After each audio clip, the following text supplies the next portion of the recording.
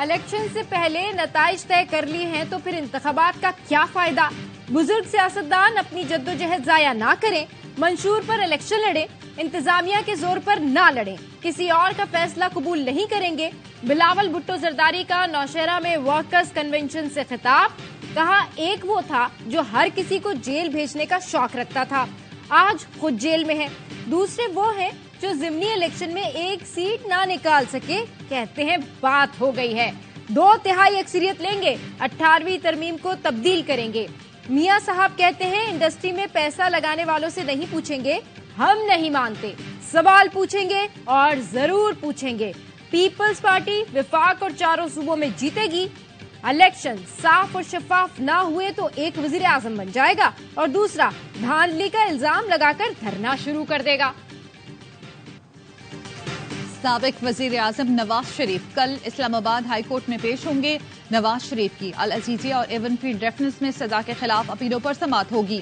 نواز شریف کے ہمراہ سینئر لیگی رہنما بھی پیشی پر اسلام آباد جائیں گے۔ توشہ خانہ ریفرنس میں نواز شریف کی اپنے دفاع میں جواب داخل کروانے کی درخواست منظور۔ اسلام آباد کی احتساب عدالت نے بیان قلم بند کرانے کی اجازت دے دی۔ نواز شریف کی مری میں لیگل ٹیم سے مشاورت۔ سابق صدر آصف علی زرداری بھی اسلام آباد پہنچ گئے، اہم سیاسی ملاقاتیں کریں گے۔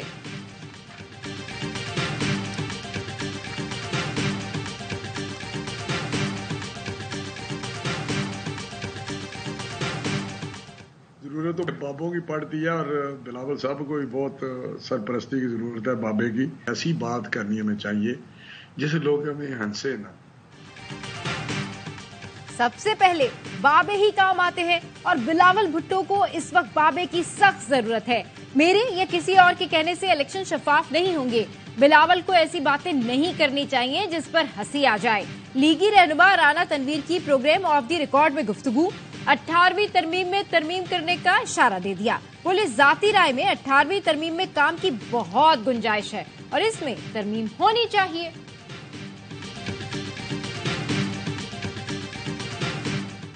سائفر کیس کا جیل ٹرائل روکنے کے حکم میں کل صبح 11 بجے تک توسیع۔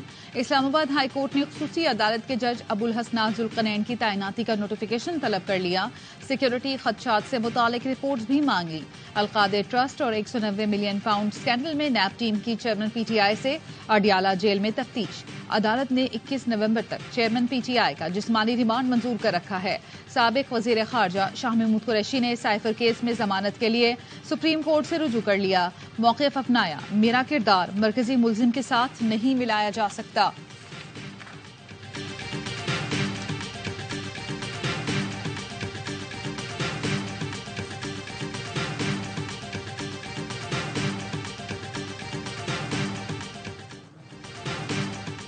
سپریم جوڈیشل کونسل نے جسٹس طارق مسعود کے خلاف شکایت متفقہ طور پر خارج کر دی۔ چیف جسٹس قاضی فائز عیسیٰ کی سربراہی میں سپریم جوڈیشل کونسل کا اجلاس، جسٹس مظاہر نقوی کے خلاف شکایات کا جائزہ۔ کونسل نے جسٹس مظاہر نقوی کو شو کاز نوٹس اور جسٹس سردار طارق کے خلاف شکایت کنندگان کو شواہد کے ساتھ طلب کیا تھا۔ ذرائع کا کہنا ہے جسٹس مظاہر علی نقوی کی جانب سے ان کے وکیل خواجہ حارث پیش ہوئے۔ جسٹس مظاہر نقوی کا خط کونسل میں پیش کیا۔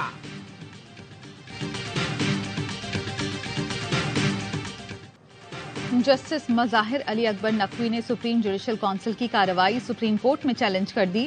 جوڈیشل کونسل کی کارروائی ختم کرنے کی استدعا، آئندہ کارروائی کے لیے موصول نوٹس بھی غیر قانونی قرار دینے کی درخواست۔ موقف اپنایا، ظاہر کیے گئے اثاثے جج کے خلاف کارروائی کی بنیاد نہیں بن سکتے۔ ٹیکس حکام کی جانب سے اثاثوں پر کبھی کوئی نوٹس نہیں آیا۔ میرے خلاف شروع کی گئی مہم عدلیہ پر حملہ ہے۔ کونسل نے اعتراضات طے کیے بغیر آئندہ کارروائی کا نوٹس بھیجا۔ جوڈیشل کونسل نے 27 اکتوبر کو پریس ریلیز جاری کر کے بنیادی حقوق کی خلاف ورزی کی۔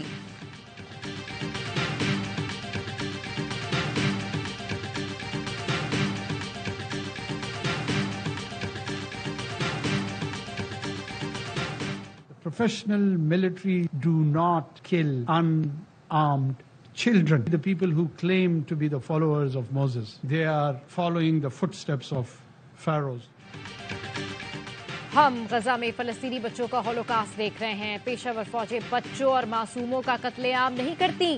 نگراں وزیر اعظم انوار الحق کاکڑ کا بچوں کے عالمی دن پر تقریب سے خطاب، کہا خود کو بے بس محسوس کر رہا ہوں، ہم غزہ کے بچوں کے سامنے شرمندہ ہیں، جو کچھ غزہ میں ہو رہا ہے اس کے نتائج جلد دنیا کو نظر آئیں گے، اس ہولوکاسٹ کو فوری طور پر روکا جائے، غزہ میں ہونے والے اس ظلم کو مذہبی رنگ سے ہٹ کر انسانی حقوق کے تناظر میں دیکھا جائے۔